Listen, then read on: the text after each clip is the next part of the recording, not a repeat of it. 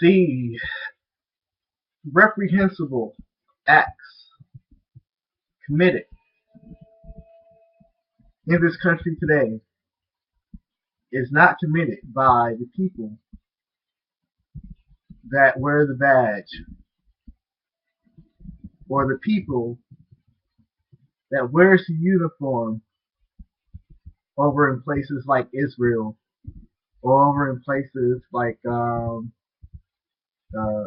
it's Syria where the beheadings are happening, or places where the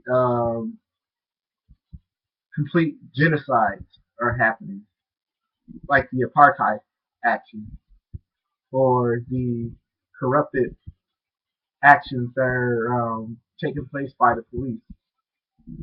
The most reprehensible actions are being performed by the people who allows it to happen. Given saying that there is a lot of people that believe that the oppression should be in place. For if there were no oppression given by them, another group will come in and oppress them in the same manner. I think I've made a video before stating how utterly ridiculous something like that is.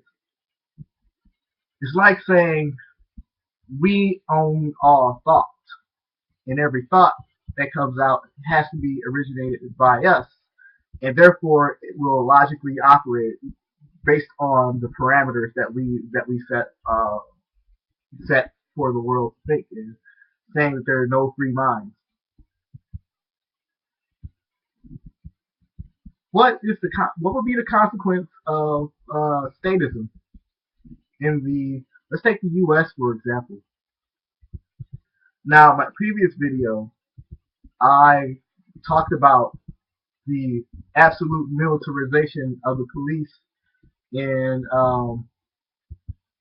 the departments where you see the type of equipment that they use today, and the absolute mentality, how they separate you from being a actual citizen to being a combatant. Well, a stepping stone to that is seeing, being the average citizen and witnessing the police or witnessing things happening that are wrong, and you do not intervene. See, this is at the very core of statism. When you grant 100% of the morality to the state, therefore they get to sit behind, closed doors.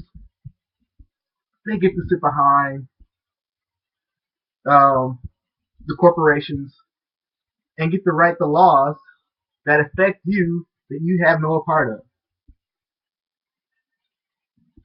So when it was the guy in New York who was, by all accounts, choked to death by the police officers, how many people were watching and how many people did nothing? The people who were the witnesses to a Darren Wilson incident, how many people did nothing?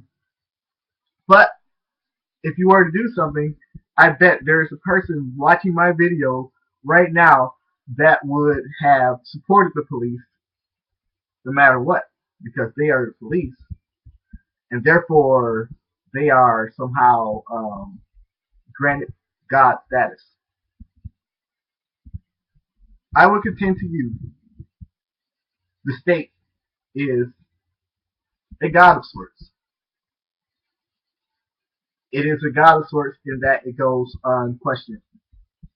It does what it wants. It doesn't listen to you.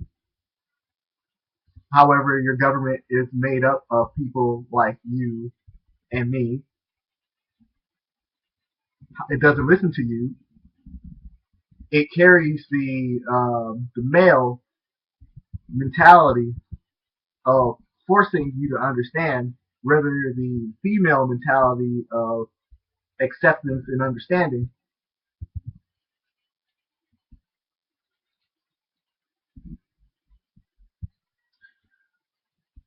So I I'm starting to believe a lot of what the people are saying when they say that the police state is here is true. It's true, and it's not average. And you have to be just far enough out of the system to pretty much understand how it works. You gotta not, it's gotta not work for you to even understand what people are talking about, because, well, or what we are talking about. Because as long as it works for you, as long as it keeps you secure, as long as it keeps your friends secure, well, your friends can die off one by one, and it's because they offended the state. But as long as your life is secure, you have nothing to say about it. It's like do you think the genocide that is going on in Israel would directly affect us? I would say yes, because we turned a group of people into the enemy. Who made them the enemy? The state did. Who questions the state? Nobody.